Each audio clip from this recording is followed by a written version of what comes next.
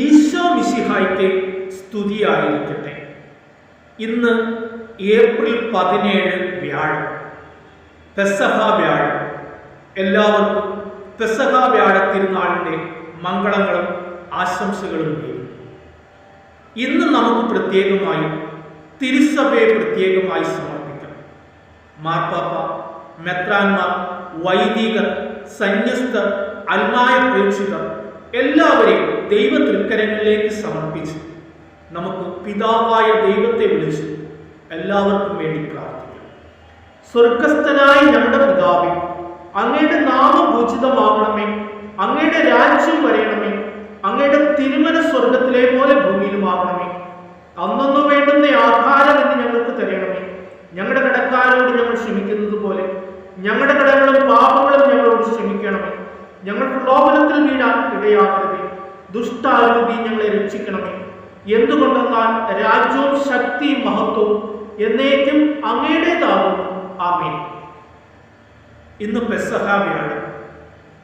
ഇന്ന് നമ്മൾ പ്രത്യേകമായിട്ട് 2 സംഭവങ്ങളാണ് ധ്യാനിക്കുകയും അനുസ്മരിക്കുകയും ചെയ്യും. ഒന്ന്, ഈശോ നമുക്ക് വേണ്ടി തൻ്റെ ശരീരവും രക്തവും ഭക്ഷണവും പാനീയവുമായി നൽകിക്കൊണ്ട് പരിശുദ്ധ കുർബാന സ്ഥാപിക്കുന്നു. രണ്ടാമത്തത്, വിനയത്തിൻ്റെ മാതൃകയായ ശിഷ്യന്മാരുടെ പാദങ്ങൾ കഴുകുന്നു. സ്നേഹമുള്ളവരെ, ഈശോ നമുക്ക് തന്ന സമ്മാനമാണ് പരിശുദ്ധ കുർബാന. മനുഷ്യനോടുള്ള അനന്തമായ സ്നേഹത്തെ പ്രതി തന്നെ കുരിശിൽ ബലിയായി അർപ്പിച്ചുകൊണ്ട് കുർബാന സ്ഥാപിച്ച് നമുക്കായി അത് നൽകുന്നു. ഈ പരിശുദ്ധ കുർബാനയെ സ്നേഹിക്കുവാനും അതിനോട് കൂടുതൽ അടുക്കുവാനും അതിനോട് ഇഷ്ടം തോന്നുവാനും ഈ ദിവസം നമുക്ക് പ്രത്യേകം പരിശ്രമിക്കുകയും അതിനുവേണ്ടി ധ്യാനിക്കുകയും ചെയ്യുവാനായിട്ട് എല്ലാവരും പരിശ്രമിക്കുക. രണ്ടാമത്, ഈശോ വിനയത്തിൻ്റെ മാതൃക നമുക്ക് നൽകും.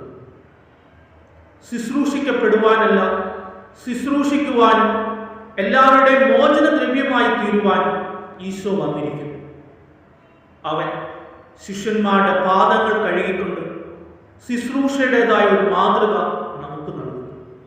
സ്നേഹമുള്ളവരെ, നമ്മളും ഈ മാതൃക സ്വീകരിച്ചുകൊണ്ട് മറ്റുള്ളവരെ ശുശ്രൂഷിക്കുവാനും മറ്റുള്ളവർക്ക് സേവനം ചെയ്യുവാനും മറ്റുള്ളവരെ നമ്മളെക്കാൾ വലിയവരായി കരുതിക്കൊണ്ട് അവർക്ക് ആവശ്യമായതെല്ലാം ചെയ്യുവാനും നമുക്ക് പരിശ്രമിക്കാം. ദൈവം എല്ലാവരെയും സമർത്ഥമായി അനുഗ്രഹിക്കട്ടെ. എല്ലാവർക്കും പെസഹ തിരുനാളിൻ്റെ മംഗളങ്ങൾ ഒരിക്കൽ കൂടി നേർന്നുകൊണ്ട് പിതാവിൻ്റെയും പുത്രൻ്റെയും പരിശുദ്ധാത്മാവിൻ്റെയും നാമത്തിൽ ആമേൻ.